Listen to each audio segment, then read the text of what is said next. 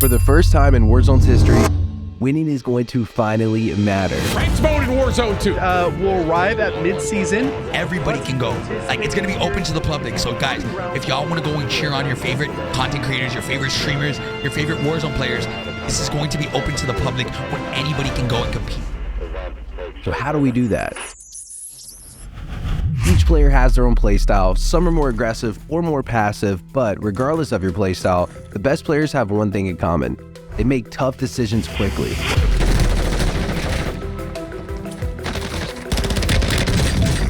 In the moment, you'll never have time to think about whether you have the right gun out, or if you should have pushed instead of plated, or if you filed your taxes on time.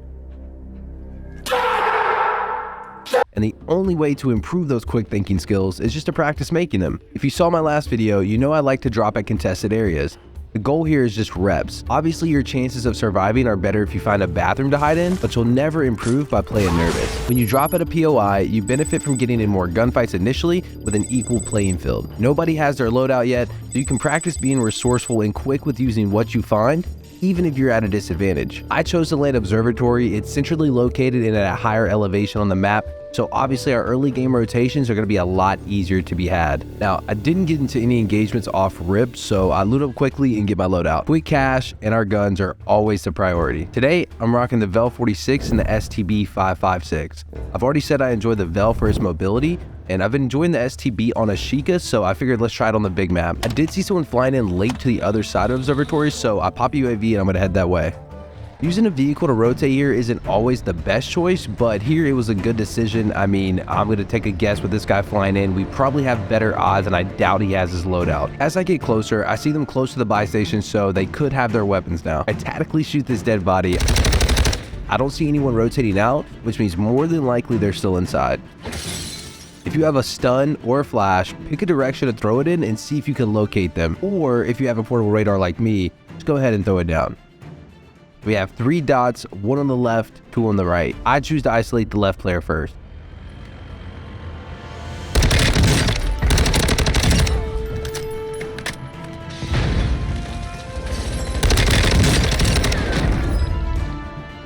I did get lucky here with the first player not seeing this mantle. If they were looking my way, they could have easily fried me. But after seeing them crouch in a corner, I had a feeling the other players would be in similar spots. So again, I don't sprint in. I ADS walk to the right, notice the second player shooting, and I try to backtrack their shots through the wall. We get the wipe, and it looks like they finished the third off for me. If you have cash to spend, feel free to use it how you like, but I prefer you using UAVs in these opening zones. It's less likely people will have ghosts, and we can gauge the next direction to go in. Looks like we have 3 teams of 2 next to us. I'm gonna go for the one away from the edge of zone first. And here's why landing Observatory pays off. I can easily parachute and take high ground for my first rotation.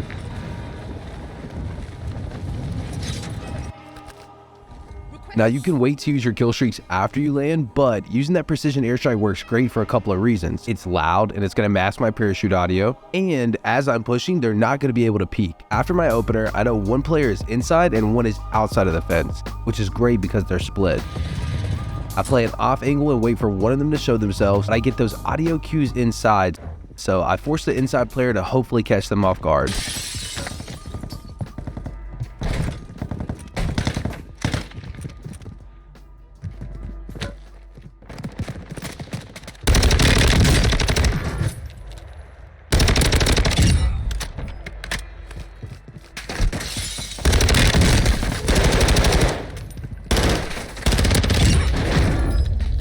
When I hear them shooting outside, I'm able to pick them off and know the second player will most likely be coming from the fence. We both catch awkward timing, so in case they decide to push me, I pre-fire the window. If you think someone's going to be aggressive, pre-firing or shooting ahead of time can be a great way to eliminate their peeker's advantage. They don't push, so I re-peek and catch them in a sprint animation. It looked like they were shooting at the building in front of me, so I turned my attention there next.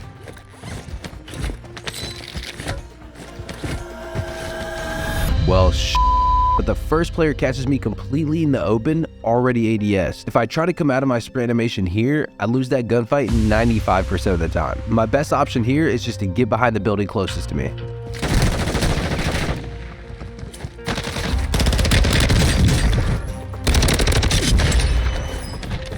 I shoulder this wall, a little info, and you notice I don't aim my gun. I I just want to see if they're pushing, and sure enough, they do. My options are to either run or fight. I'm down almost 2 plates, but I also don't know where the second player is. By sprinting out and jumping wide, I break this player's line of sight and gain the frame advantage on the close range gunfight. Now I can finally plate up inside the room before finding out where that teammate is.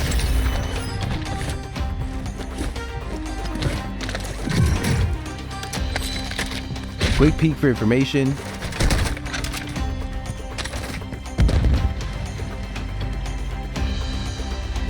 Move to a stronger position. Oh my goodness. High alert saves my life. I highly recommend running high alert right now on Mazrah. With how open the map is and how little UAVs there are, in my opinion, it's a lot more OP than having ghosts for the small situations where someone may have that UAV. All right, we're still in the opening circle, so positioning here isn't super important. There's no need for me yet to just run towards the middle of the map. I'm gonna still stay on the edge and try to catch teams rotating in. I start chasing this truck rotating parallel to me, and I spot a team on the cliff out in the open. They went on. Oh wait, no, they hopped out.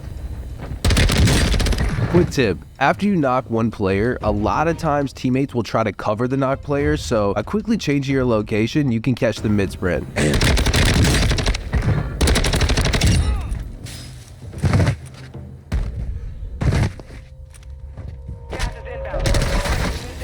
This in the industry is what we call not good. Oh my goodness, no way. I try to get the full, but instead I absolutely eat ass down the mountain and get shot from another team. I survive miraculously and take my time to plate up here. What I'm gonna do is play my height advantage and start rotating along this ridge to see if I can get a pick.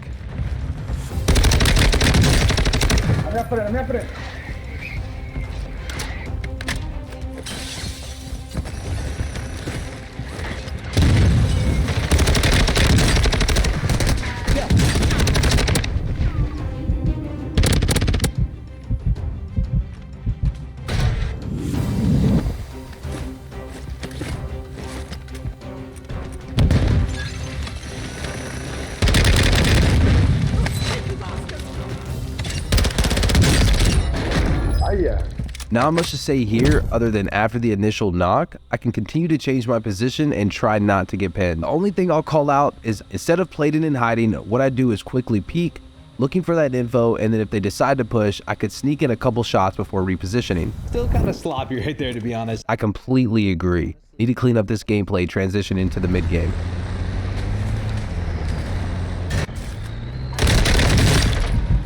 And that's what I get for being impatient. Time to win the Gulag. It doesn't matter what the Gulag map is, you should just pick an opening route you're comfortable with. I like this heady mid map for this Gulag. Obviously, it's great for snaking. We do land these first shots.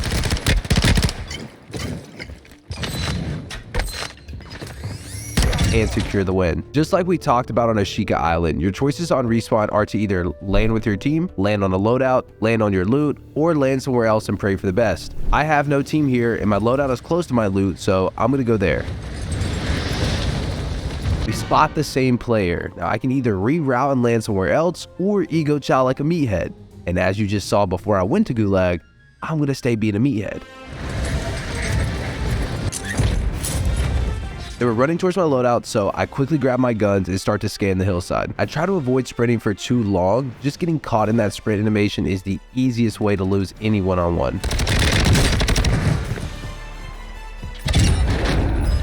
What?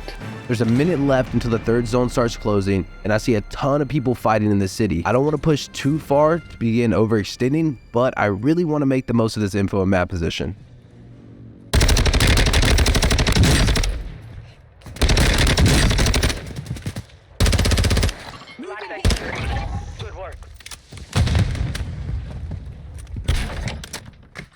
I just realized I don't have any plates.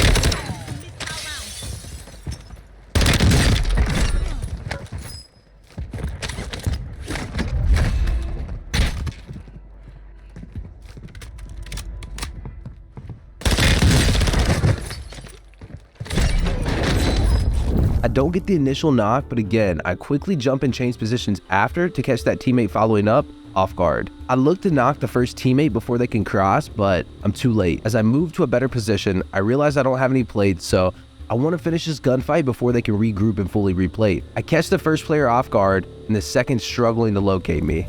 There were a lot of dots on the minimap, so I look towards the city again.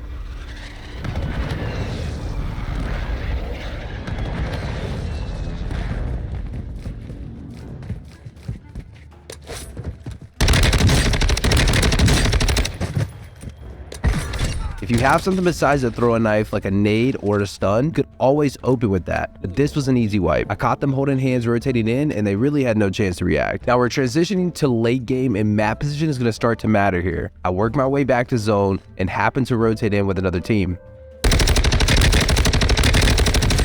I've gotten some good shots on this team in the water and I try to get some elevation to see if I can get a knock, but I spot a team on top of PD. Yeah. Y'all ain't getting that one. We really need these guys to overextend off this roof for this. Here's another spot where I get pretty lucky. The zone hasn't completely closed, and I get so focused on the team top PD that I completely miss this player flying in. It easily have come behind me and taken me out. Gas is almost fully closed, and I don't see anyone else. So I want to isolate the player that flew in.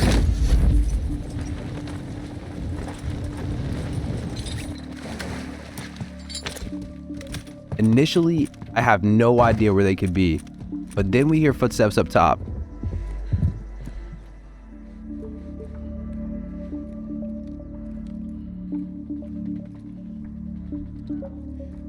Gas is moving in.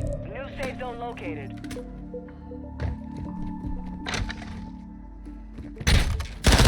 Supply crates are restocked. 5-2 load up now.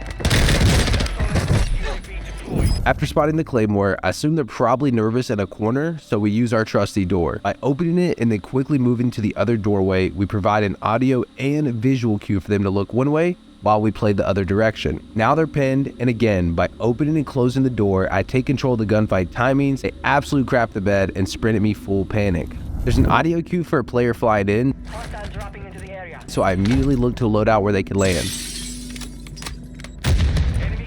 Once the nade provided no info, I try to locate them, and that's when I spot a straggler on the edge of zone. I don't get the full, but I also have no need to push out of this stage. I'm in a strong position here in zone, and I'm also not 100% sure where the team from early on top of PD is, so no need to rush. As the zone continues to push in, I start to lose my advantage. I no longer see players and I have to rotate sooner than later. My choices are to wrap along the edge of zone or push towards the center. Either or work, but I choose to work towards PD after I no longer see them on top. There's a buy there and hopefully I can get a UAV. No luck. But I still hear them stomping around on top. Fighting in buildings like these is extremely tough. Obviously avoid it if you can, but if you have to, lay your angles tight and use whatever equipment you have. Jailbreak. We'll deal with that in a second though. You'll see me cycle between crouch walking and sprinting, and I do this hopefully to mask my footsteps as I push this team. Now that we cleared out the room, I'm trying to figure out what my next play is. With the jailbreak, there'll be a lot of players flying in, so I want to try to get myself in zone ahead of time. But I need to deal with the team here first, and it sounds like those shots are coming from the roof. There are 24 enemies active. Kill them all. Heads up. A jailbreak is active.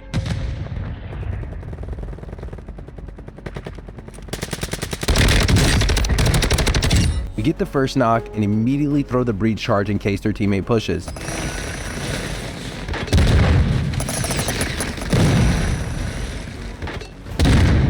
They don't, but they still have a height advantage on the roof. I can either rotate ahead of them in the open and risk getting shot in the back, or deal with them here and force the ladder push. To the AO.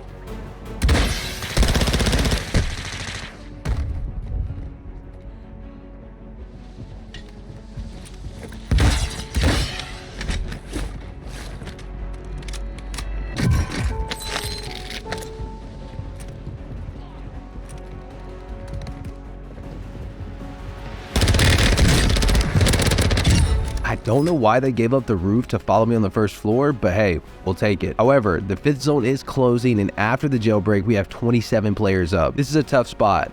Because I spent so much time with that team at PD, I'll most likely have to rotate into an area held by other players. I weigh my options and choose to wrap to the left where I feel like there's more cover.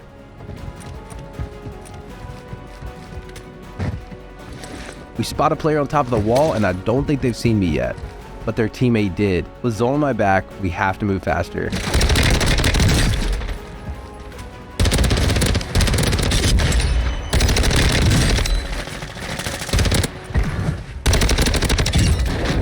I did everything I needed to win this fight within the first second. Before the wall teammate can turn around and help, I have to knock the player looking at me. Experience takes over and I'm able to win the open engagement by throwing a stun over to the second player instead of the one I'm already done damage to, so I can ensure the damaged player is isolated and guaranteed the knock. From there, it's a one-on-one and I make the most of my cover and tactical spread to catch them standing in the open. I've got a second to regain here, but the zone pulls to an open area and there's 10 teams still up. I'll have to play the coastline. All I'm thinking right now is maintain a small footprint. I want to take the fights I know I can win, but I don't want to draw too much attention to me just yet. Now is not the time for me to take that gunfight. They didn't see me, and I can't guarantee a quick knock.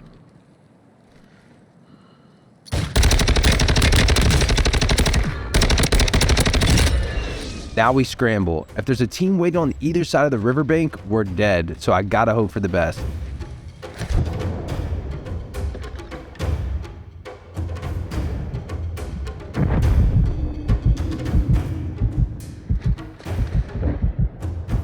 I use my last smoke to plate up, reload, and change locations.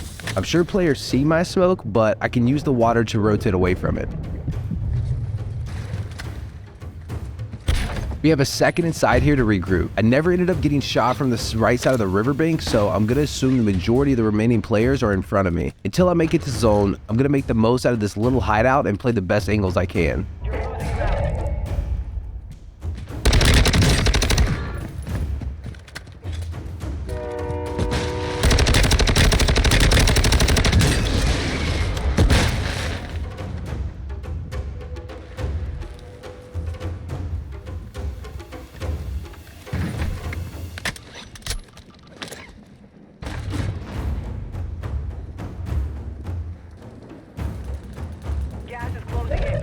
Finally, I get a zone pull to me and I'm in a much stronger position.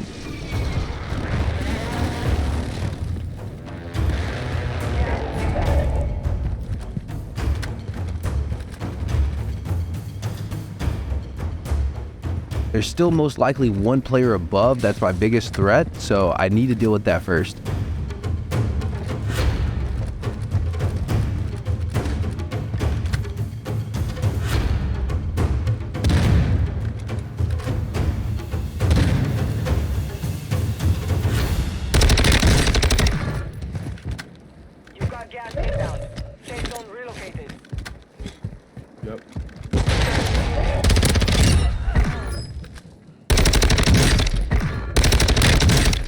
Oh my God, he has a whole rock side behind. As much as I don't want to say GG's, GG's.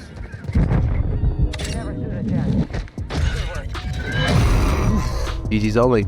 At the end of the day, none of the plays I made are guarantees for success, but I can guarantee you'll improve if you continue to work on your creative decision making and again, just those quick thinking skills. But also, I want to thank you guys so much for all the love in the last video. If this style of content is something you enjoy, or if you even have any suggestions, please leave them down in the comments below. And until next time, I'll see you all soon.